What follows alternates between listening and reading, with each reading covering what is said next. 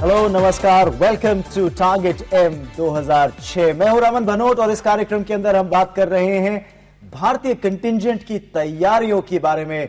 Melbourne में होने वाली कॉमनवेल्थ गेम्स जो कि 15 मार्च से शुरू होंगी उसके लिए, और आज हमारे प्रोग्राम में हम स्पेशल फोकस रखेंगे स्विमिंग पर और बात करेंगे हमारे स्टूडियो में मौजूद कुछ एमिनेंट गेस्ट से जो हमें बताएंगे कि भारतीय कंटिंजेंट में जो स्विमिंग स्क्वाड है उसकी तैयारियां किस तरह से चल रही हैं और क्या चांसेस हैं हमारे कोई मेडल जीत पाने के, या हमारी परफॉर्मेंस किस तरह की हो सकती है आने वाली यानी 18वीं मेलबर्न कॉमनवेल्थ गेम्स में। सबसे पहले इंट्रोडक्शन हमारे स्टूडियो में मौजूद हमारे खास अतिथियों का। Khajan Singh, pleasure to have you here with us on the show. For all the people watching this particular telecast, no introduction required for Khazan Singh. Well, he won that gold 1986, in fact won the silver in 1986 at the Asian Games. Was a big achievement for the first time since 1951. After a long gap in 1986, India went on to win a medal in swimming. Big achievement by him. He's also a former Olympian and currently he is the commandant sports with CRPF, but associated with swimming for a long time. Pleasure to have you here with us. Thank you. Also here in the studio with us is Rakesh Gupta, and Rakesh Gupta ji is the PRO of the Swimming Federation of India. Also, he is the Associate Joint Secretary of the IOA, and apart from that, also the Secretary cum Treasurer of the Indian contingent that is going to Melbourne for the Commonwealth Games. Pleasure to have you here with us, sir. और साथ ही हमारे साथ मौजूद हैं Rajkumar ji. Is also a very renowned swimmer, also into swimming at this point of time, an international level swimmer who's now taken to coaching and is passing his experience on to young budding swimmers. So ये है हमारा panel आज के show के अंदर। बातचीत करेंगे भारत के चांसेस की स्विमिंग के अंदर आने वाली मेलबर्न कॉमनवेल्थ गेम्स में। सबसे पहला सवाल तो ये राकेश जी मैं आपको डालूंगा कि कुछ ऐसे प्रॉमिसिंग यंग स्विमर्स जिनकी आप बातचीत करना चाहें और जिनसे कुछ आशाएं आने वाले दिनों में बांधी जा सकती हैं। इस स्क्वाड के अंदर 3 स्विमर हैं, 3 बॉयज और एक गर्ल। गर्ल में शिखा टंडन जो कि पीछे एथेंस ओलंपिक में भी उन्होंने पार्टिसिपेट किया था जी। बॉयज में मेन सेक्शन में रेहान पोचा, अर्जुन मुरलीधरन एंड पुनीत राणा, ये लोग हैं। At present, they are the best. At present, they are the best in India. Yeah. Okay. Now, Rakesh ji, we'll talk more about this set of people, this set of swimmers. लेकिन सबसे पहले खजान एक बात करते हैं आपके experience के बारे में। एज अ स्विमर बड़ी इंटरनेशनल मीट्स में आपने भाग लिया है, किस तरह का एक मेंटल मेकअप होना चाहिए स्विमर का एक बड़े कंपटीशन के लिए? स्विमर का जो मेंटली जो एक प्रेशर होता है कॉम्पिटिशन्स का, जब आप इंटरनेशनल लेवल पे जाते हैं, उस प्रेशर को कम करने के लिए you have to participate more and more competition like a practice के साथ साथ more and more international competition. और जिन आदमियों का एक इंटरनेशनल लेवल पे बेस्ट ऑफ 10 में एक नाम होता है वर्ल्ड के अंदर, उनके साथ 2-4 कॉम्पिटिशन्स अगर कर लें तो एक मन की हिचक और जो इंसान के एक दिल में एक डर बैठा रहता है जब ब्लॉक पे खड़ा होता है तो वो एक हट जाती है। बाकी इंटरनेशनल कंपटीशन लड़ना एक बहुत बड़ी उपलब्धि होती है इंसान के लिए, लेकिन वहाँ जाके अपने देश का नाम करके जब वापस आता है उससे बड़ी उपलब्धि होती है। उसके लिए पहुँचने के लिए हम लोग जो सिर्फ इंडिया में कंपटीशन लड़के बिना इंटरनेशनल एक्सपोजर के अगर जाते हैं तो हमें बहुत ज़्यादा दिक्कतें महसूस करनी पड़ती है, जिसके लिए हमारे इंटरनेशनल एक्सपोजर जो मेरा ऑस्ट्रेलिया में हुआ था और जिसका मैं एक्सपीरियंस बोल सकता हूँ कि जब मैं पहली बार वहाँ कॉम्पिटिशन किया तो ब्लॉक के ऊपर खड़ा होके I was swaying like anything. लेकिन जब मैंने 5-7 कंपटीशन किए और 1 साल की प्रैक्टिस के बाद इंडिया वापस आ रहा था तो I beat Michael Gross who was a world champion. तो ये फर्क बहुत पड़ता है अगर आप एक्सपोजर आपको मिलता रहे जी और आप इंटरनेशनली ट्रेन करें एज अ स्विमर। आपको ये लगता है कि मेंटली बहुत फायदा होता है उसमें। चलिए इस बारे में जरूर बात करेंगे क्योंकि कई बार ऐसा देखा गया है ना सिर्फ स्विमिंग फेडरेशन के साथ बल्कि कई और फेडरेशंस के साथ भी कि बातचीत होती है कि हम लेकर जाएंगे एक यंग स्क्वाड, एक टैलेंटेड स्क्वाड जिसमें हम इन्वेस्ट कर सकते हैं ताकि फ्यूचर में वो हमें मेडल्स लाके दे। कहां तक ये जस्टिफाई होता है राकेश जी, ये सवाल मैं आपसे पूछना चाहूंगा। किसी भी उपलब्धि के लिए इंटरनेशनल एक्सपोजर बहुत जरूरी है जी, और इनके अपने एक्सपीरियंस की बात है ये, और इन्होंने इस बात को साबित किया कि जिस टाइम इन्होंने मेडल लिया उससे थोड़ा दिन पहले ही ये ऑस्ट्रेलिया में ट्रेनिंग लेके आए थे जी, और उसके बाद इन्होंने मेडल लेके ये साबित किया कि एक खिलाड़ी को अगर अपने से बेहतर खिलाड़ी के साथ कंपटीशन करने का मौका नहीं मिलेगा तो वो किसी भी उचान पे या किसी भी उपलब्धि को प्राप्त करने में सफल नहीं हो पाएगा। चलिए ये बात तो आपकी मान ली बिल्कुल, लेकिन अगर हम रिकॉर्ड देखें, जहां तक स्विमिंग का सवाल है इंटरनेशनल मीट्स में, चाहे वो एशियन गेम्स हो, ओलंपिक्स की बात नहीं करूंगा, मैं सिर्फ एशियन गेम्स और कॉमनवेल्थ गेम्स की बात करता हूं। खजान खुद एक एग्जाम्पल है, कहां 1951, कहां 1986, इतने सालों के बाद जाके एक सिल्वर भारत को मिला एशियन गेम्स में। कॉमनवेल्थ गेम्स में भी स्विमिंग का जहां तक रिकॉर्ड है, भारत का रिकॉर्ड कुछ ज्यादा अच्छा नहीं है। तो ऐसा क्यों है कि हम एक क्वालिटी स्विमर जो है नहीं प्रोड्यूस कर पा रहे, जो हमें मेडल्स ला के दे इंटरनेशनल लेवल पे? कॉमनवेल्थ गेम्स के अंदर अभी तक हम एक कोई भी मेडल नहीं ला सके। उसका मेन कारण ये भी, अगर आप रिकॉर्ड देखें, स्टैटिस्टिक्स देखें जी।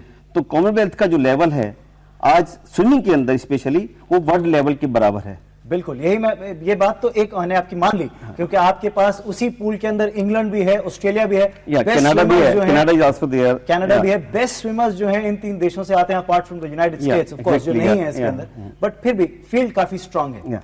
अगर आप एशियन लेवल भी देखेंगे तो उसमें भी फील्ड काफी स्ट्रांग है, क्योंकि आपके पास चाइनीज है, जापानीज है।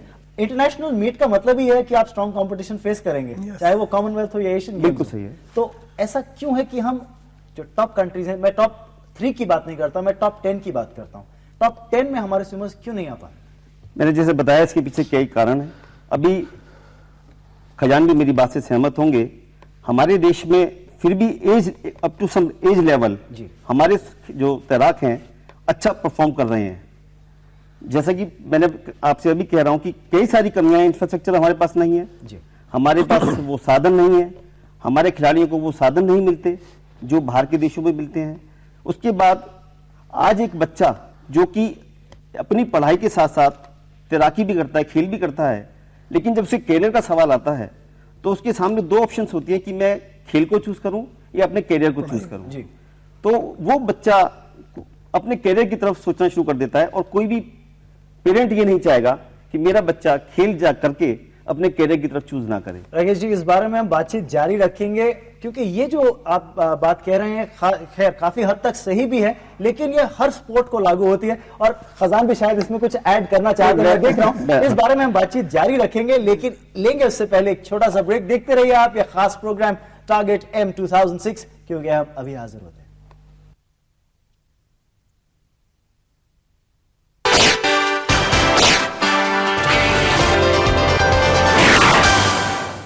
Definitely feel that DD has made its mark, because when it comes to games like Commonwealth, Olympic and the Asian Games, DD provides us with an extensive coverage, and I'm really looking forward towards the forthcoming Commonwealth Games where India has a very strong representation. DD is doing a fabulous job, all the very best. I heard that DD is going to telecast Commonwealth Games, and I wish DD all the best. We've grown up seeing DD, and this time we've heard that Commonwealth Games are being aired on DD this time. So we're very happy about that. We wish the Indian contingent all the best.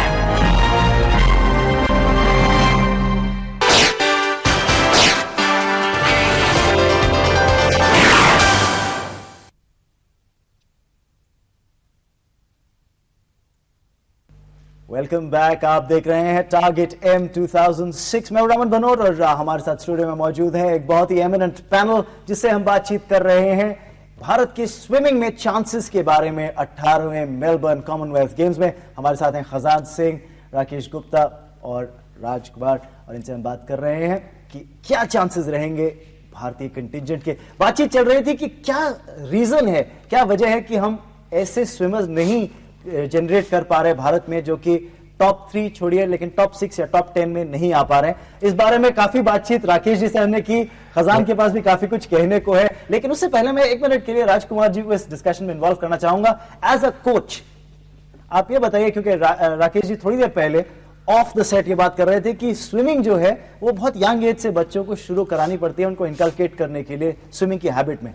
आपका इस बारे में क्या कहना है? बिल्कुल ठीक है कि बच्चों को यंग एज में ही स्विमिंग करानी पड़ती है, और जैसा मैं फील कर रहा हूँ कि I am working in school, school में जॉब कर रहा हूँ, और जब तक बच्चे को हम स्टेट लेवल पे या नेशनल लेवल तक लेके जाते हैं, बच्चा 10th क्लास में आ जाता है जी।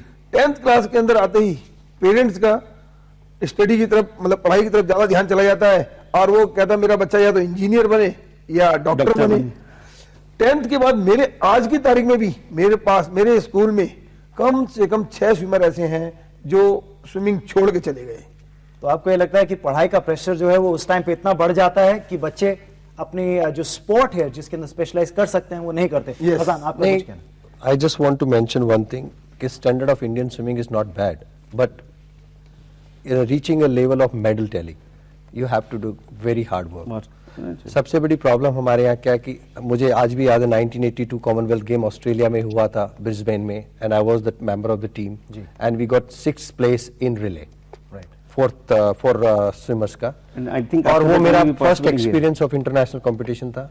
लेकिन इतना मैं बताना चाहूंगा साहब कि लाइक इंडिया का जो स्विमिंग स्टैंडर्ड है उसके हिसाब से जो हमारे कोचेज का मेंटली जो प्लान बना होता है उसको इम्प्रूव करने के लिए हमें उनको इंटरनेशनल एक्सपोजर दिखाना ही पड़ेगा। आप कोचेज की भी बात कोचेज की भी बात कहना चाहूंगा मैं, बिकॉज कोचेज को भी उस लेवल की ट्रेनिंग देने के लिए अपना मेंटली जो टारगेट है उसको पूरा चेंज करना पड़ेगा।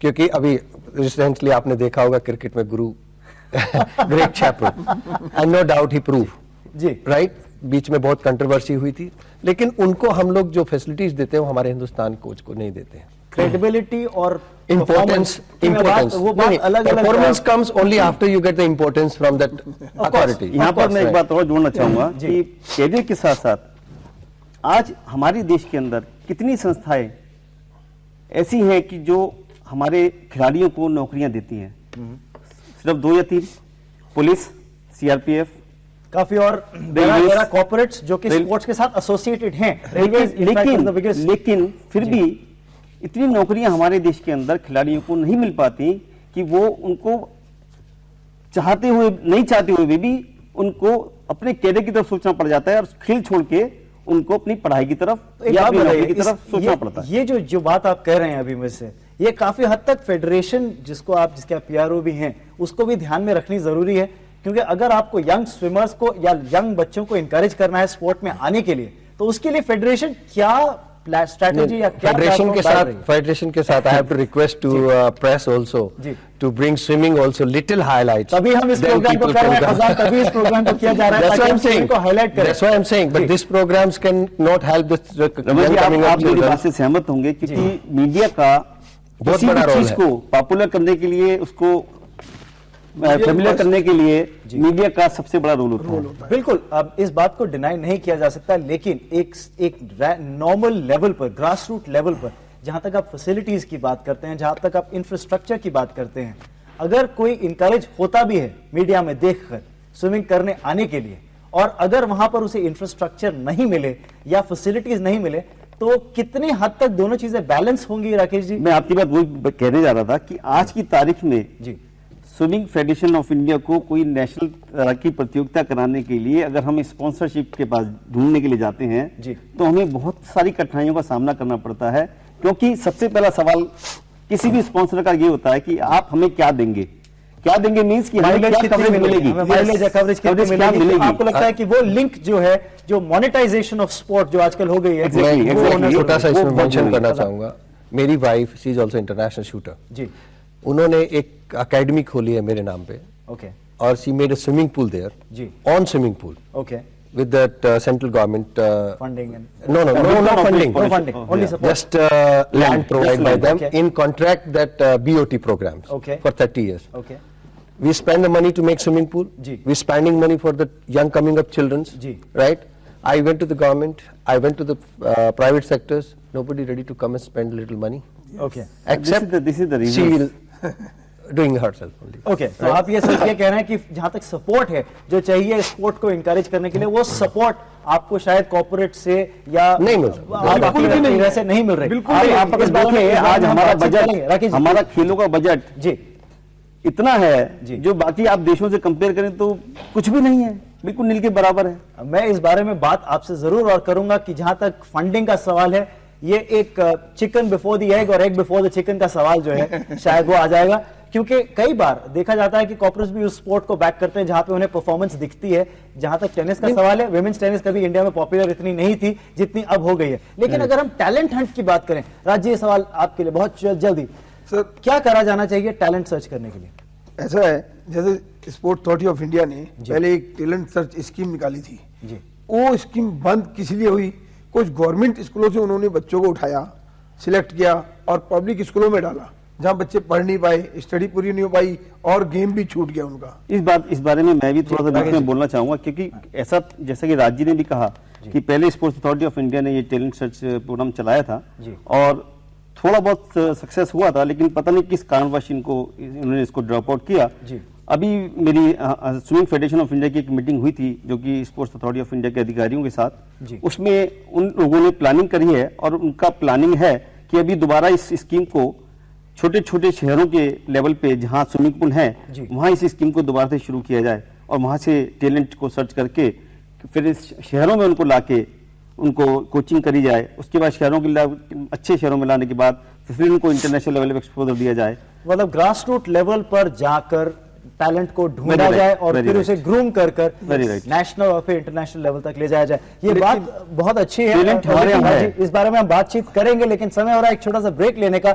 हम आएंगे, इस बातचीत को जारी रखेंगे और एक और मुद्दे के बारे में बात करेंगे कि जो करंट स्क्वाड है जो मेलबर्न जा रहा है उसके क्या चांसेस रहेंगे मेडल जीतने के एक बड़े स्ट्रॉन्ग कंपटीशन का सामना करते हुए। इस बारे में बातचीत करेंगे टारगेट एम 2006 में इस ब्रेक के बाद।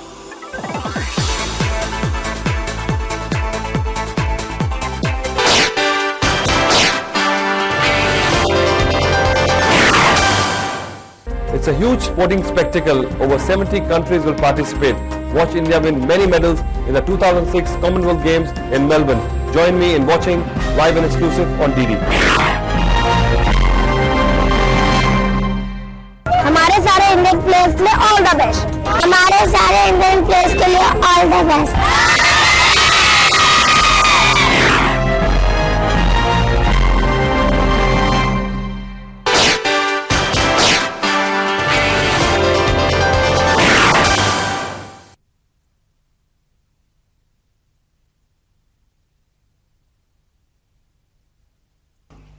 Welcome back. आप देख रहे हैं टारगेट एम 2006 और बातचीत चल रही है स्विमिंग के कंटिंजेंट पर जो जा रहा है मेलबर्न 18वीं कॉमनवेल्थ गेम्स में कंपीट करने के लिए। बात हो रही थी यंग टैलेंट को ग्रूम करने की और एक स्कीम की बात हो रही थी। राज जी, आप ब्रेक में जाने से पहले कुछ बात कहना चाह रहे थे। जैसा भाई साहब ने कहा कि दोबारा स्पोर्ट अथॉरिटी ऑफ इंडिया इसको टैलेंट सर्च को स्टार्ट करने वाली है जी, छोटे छोटे शहरों में, विलेज में, सब। पहले भी ऐसा किया उन्होंने जी, लेकिन प्रॉब्लम वही आती है कि कुछ गवर्नमेंट और हिंदी मीडियम स्कूल से बच्चों को उठाकर, अच्छे बच्चे हैं, टैलेंटेड हैं, उनको पब्लिक स्कूल, इंग्लिश मीडियम के स्कूल में डाल दो। पेरेंट्स बड़े खुश होते हैं, हमारा बच्चा तो इंग्लिश मीडियम में चला गया, लेकिन वहां जाके ना वो पढ़ पाता है ना खेल पाता है, वहीं उसका स्पोर्ट्स स्टॉप हो जाता है। तो जो प्लानिंग तो थी, प्लानिंग लेवल तक ठीक थी, इंप्लीमेंटेशन में काफी बाधाएं आ जाती हैं ऐसी स्ट्रैटेजीज के। आई होप, क्योंकि राकेश जी आप बात कर रहे थे कि इस बार ये स्ट्रैटेजी जो है रीवर्क करी गई है, शायद इस बार ये ज्यादा रंग लाएगी। लेकिन अब एक स्पेशल फोकस रखते हुए इस प्रोग्राम का जो फोकस है एम 2006 मेलबर्न 2006 पर, हमारा जो इस बार का कंटिंजेंट एक्सपेक्टेड है जो जाएगा कंपीट करने के लिए जी, उस कंटिंजेंट के क्या चांसेस रहेंगे मेडल्स जीत पाने के? बड़ा स्ट्रांग फील्ड है, जैसे कि हमने पहले भी कहा था। इंग्लैंड के स्विमर्स हैं बहुत स्ट्रांग है, ऑस्ट्रेलिया ट्रेडिशनली बहुत स्ट्रांग है, कनाडा भी बहुत स्ट्रांग एक कंट्री है। तो टॉप 3 जो है फाइट जनरली इन तीनों के बीच ही रहती है। भारत के क्या चांसेस होंगे? देखिए, मैं स्विमिंग जो है एक मेजरेबल इवेंट है। मैं आज देश के सामने ये टेलीकास्ट हो रहा है, मैं झूठ तो नहीं बोलूंगा जी। एज ऑन टूडे जो टाइमिंग्स हमारे बच्चों के हैं जी, उसके हिसाब से हमारा मेडल का कोई चांसेस नहीं है, ये बात बहुत स्पष्ट है जी। लेकिन यह बात जरूर है कि पिछले सालों की बनस्पत हमारे बच्चों ने इम्प्रूव किया है और ये हमें उम्मीद है कि जो बच्चे जा रहे हैं वो बच्चे विद इन फाइनलिस्ट, मतलब विद इन 8 पोजिशंस के अंदर डेफिनेटली आएंगे, ऐसी हमारी उम्मीद है। तो ये आप मानते हैं कि top 8 at least the final they will I believe this is can be only investment you can say about forthcoming 2010 Commonwealth Games जी। और उसके लिए जो हमारा एक प्लान फ्यूचर्स है, जो ये यंग टैलेंट्स बच्चे हैं जिनका एक परफॉर्मेंस इम्प्रूव हो रहा है डे बाय डे, और ये जो एक्सपोजर मिलेगा, क्योंकि नॉर्मली ऑस्ट्रेलिया 3 स्विमर पर इवेंट पार्टिसिपेट करेगा, कनाडा 3 स्विमर पार्टिसिपेट करेगा, even England, UK also. Even if they come in best 10 also is a good achievements for this Indian swimmers because they all young and they're going to show best performance 2010 and this investment going to help us for our Indian 2010 Commonwealth 2010 के बारे में मैं भी कुछ कहना चाहूंगा। इस बारे में आऊंगा। आप ही के लिए पहले एक सवाल है कि यही स्विमर्स जो हैं 4 साल के बाद आप इनको ग्रूम कर रहे हैं कि 4 साल के बाद जब नई दिल्ली में गेम्स आएंगी तो इनके चांसेस अच्छे होंगे, लेकिन they will still be competing with the same set of countries. नहीं, See, ऐसा नहीं, नहीं, I believe except एक one या दो बच्चे खजान इसमें से एक अर्जुन मुरलीधरन जी और पुनीत राणा जी शायद हो सकता है कि ये अगली बार भी 2010 में काम आए जी। लेकिन मैं आपको बताना चाह रहा था कि भारतीय ओलंपिक संघ के अध्यक्ष सुरेश कलमाडी जी के प्रयासों से और गवर्नमेंट ऑफ इंडिया के भी जो हमको अभी स्कीम चली है या जो हमने वहां पे सबमिट प्रपोजल किया है जी 2010 के ऊपर बहुत फोकस है और जो भारतीय तैराकी संघ ने गवर्नमेंट ऑफ इंडिया को प्रपोजल दिए हैं, जो हमने डिमांड्स मांगी हैं कि भाई हमको फॉरेन कोचेस मिलने चाहिए, फॉरेन एक्सपोजर्स मिलने चाहिए, जो टैलेंट बच्चे आगे आने वाले हैं एंड उन बच्चों ने अच्छा परफॉर्म किया है। अभी एशियन एज ग्रुप चैंपियनशिप अगस्त 2005 में बैंकॉक में थी, जहां पे 2-3 बच्चे जो कि अभी छोटे हैं और उन्होंने अच्छा परफॉर्म किया, मेडल जीते और वो अभी नेक्स्ट टाइम जब सेफ गेम्स होने वाले कोलंबो में उसके कैंप के अंदर उनका सिलेक्शन होगा और हम उम्मीद करते हैं कि वो बच्चे 2010 के लिए हम ग्रूम करेंगे और वो अच्छी पोजीशंस लेके आएंगे। तो आपको लगता है कि दो जो नाम आपने लिया अर्जुन और राणा के, वो शायद 2010 में भी हमें काम आए, लेकिन बाकी जो स्विमर्स के जाने की संभावना है वो इस स्टोर से क्या गेन कर पाएंगे और उनका रिजल्ट हमें कहीं किसी और चैंपियनशिप में देखने को मिल नहीं, सकता है? उसको आप ये नहीं बोल सकते कि वो जो 2 स्विमर्स हैं उनके अलावा 2 के अलावा they can not participate, they may be his feeling और माय फीलिंग, लेकिन आई कैन से कि they also can do better performance. लेकिन जो बच्चे नहीं जा रहे हैं यंग कमिंग अप, उनको एक टारगेट मिला है कि you have a chance to participate and you have to do better because 2010 is our country games. अब देखिए अभी 2006 मेलबर्न की गेम्स होने वाली हैं, उसके बाद एशियाड भी ज्यादा दूर नहीं है, दोहा कतर। तो आप कुछ जो कंटिंजेंट जो जा रहा है यहाँ पर, क्या इस स्ट्रेटेजी के साथ भी जा रहा है कि अगर इन गेम्स में ना सही तो दोहा कतर? जैसा आपने प्रश्न किया था, मेरा आंसर यही था कि अभी एशियन गेम्स जो 2006 में है दोहा में, वो भी हमारे लिए एक टारगेट है।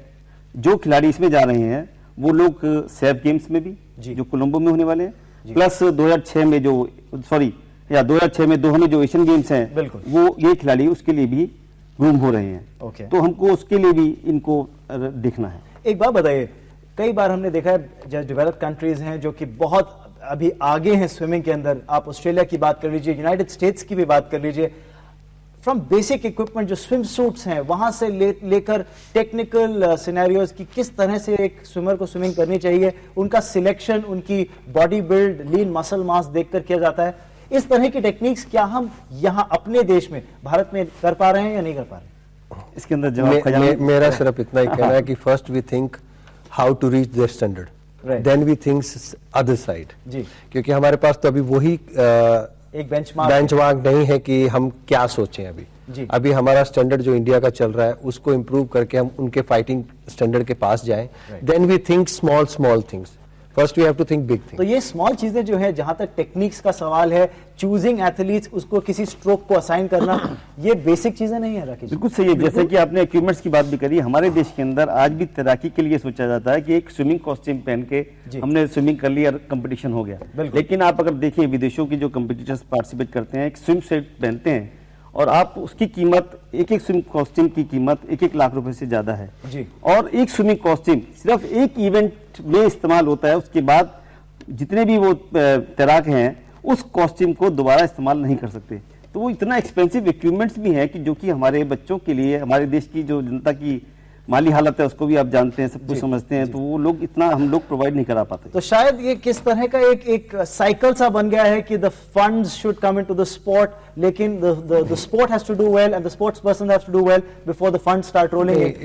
में फंस गए। खजान, बहुत कम समय है, आखिरी कोई कमेंट आपका? मैं आपको बताना चाहूंगा, मार्क स्पीड का नाम आपने सुना होगा। उस टाइम पे सब टोपी पहनते थे, बॉडी शेव करते थे, मुच्छी शेव करते थे swimmers, but he never shave his body, he never shaved moustache and always keep hair on big one.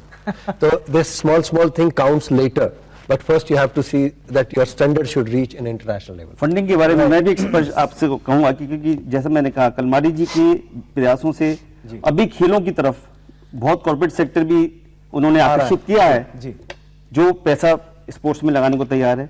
Government of India के अंदर भी उन्होंने बहुत प्रयास किए हैं, जो कि गवर्नमेंट ऑफ इंडिया भी तैयार है 2010 के लिए। जो भी फेडरेशंस के इवेंट्स होने वाले हैं उन सभी फेडरेशंस को जो उन्होंने डिमांड करी है वो सब देने को तैयार है। तो हम समझते हैं कि आहिस्ता आहिस्ता हम लोग, हमारा देश, हमारी सरकार, हमारी जनता, सब लोग इस तरफ थोड़ा थोड़ा कदम बढ़ा रहे हैं करके कि जो पहुंच पाएंगे वहां तक। आपका ये कहने का मतलब Exactly, है। my- Rakesh ji, thank you so much for your thoughts. Unfortunately हमारे पास आज के इस कार्यक्रम में केवल इतना ही समय है। एक बार धन्यवाद। थोड़ा समय लेते हैं और थैंक करते हैं हमारे स्टूडियो में मौजूद गेस्ट को। Khajan, thank you so much. Thank you very much. धन्यवाद। Thank you so much. Rajkumar ji, thank you for being here with us in the studio.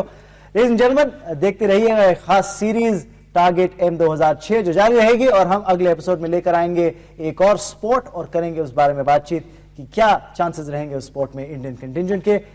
लेकिन इस समय दीजिए हमें इजाजत। This is Raman Banot saying bye bye.